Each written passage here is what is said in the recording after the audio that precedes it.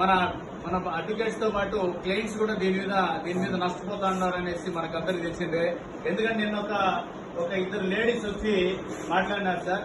ఎందుకంటే మన బార్ లో అంటే పేర్లు కూడా చెప్తాను. ఎందుకంటే అభిషేక్ ప్లస్ మన ఇంకో అతను హరికృష్ణారెడ్డి ఇద్దరి మధ్య ఒక వకాలత్ తీసుకొని డెవలపరెన్స్ తీసుకొని బెయిల్ అప్లికేషన్ సంబంధించి ఒకరు ఫీజు తీసుకున్నారని, ఇంకొకరు వచ్చి బెయిల్ అప్లికేషన్ వేశారని, వాళ్ళిద్దరి మధ్య జరిగిన డిస్ప్యూట్ తో లాస్ట్ ఇక్కడ రావడం జరిగింది.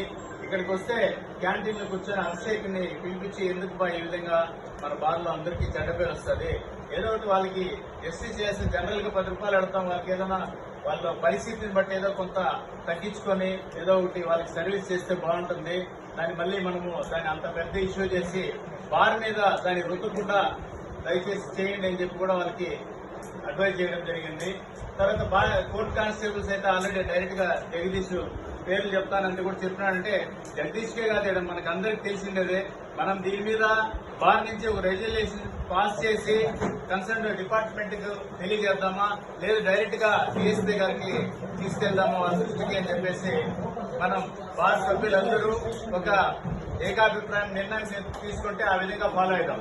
వాళ్ళ మీద డిఎస్పీ గారికో లేదా ఎస్పీ గారికో కంప్లైంట్ చేయడమో లేదంటే బార్ లో రెగ్యులేషన్ చేసి దాని మీద యాక్షన్ తీసుకోవడమా మన సభ్యులందరూ దాని మీద అభిప్రాయాలు చెప్పి ఒక నిర్ణయానికి వస్తే దాని మీద ఆల్ బార్ అసోసియేషన్ తరఫున ఒక యూనిటీగా మనము ప్రొసీడ్ అయ్యేదానికి బాగుంటుంది. ఎందుకంటే ఇది నాట్ ఓన్లీ ఒక జగదీష్ ఇష్యూ కాదు, అందరూ మన బార్ సభ్యులందరికి సంబంధించింది.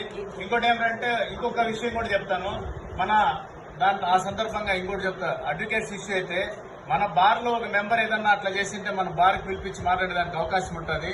బట్ కోర్టు కానిస్టేబుల్స్ ఇష్యూ కాబట్టి బార్ నుంచి ఒక డిసిషన్ తీసుకొని దాని మీద యాక్షన్ తీసుకుంటే బాగుంటుందని నా అభిప్రాయం. ఇప్పుడు ఒక ఇష్యూ ఏమవుతుందంటే ఈ కోర్టు కానిస్టేబుల్ ప్లస్ అక్కడ ఉండేవాళ్ళు అదే తప్పు కదా ప్రాక్టీస్ చిన్న ఇప్పుడు జూనియర్స్ పెంచుకోవడం వాళ్ళకు కూడా ఫ్రీ హ్యాండ్ ఇవ్వాలా, వాడు కూడా వాడు నేను ప్రాక్టికల్ గా చెప్తాను. నేను దాదాపు 1.5 బేస్ చేయట్లా వచ్చింది కూడా. ఎందుకంటే మన కష్టపడిన 22-23 ప్లేస్ చేస్తున్నారు కరోనా పీరియడ్ లో. మాకన్నా తోపులు ఊళ్ళో ఇంకా ఆన్ రికార్డు రాదు.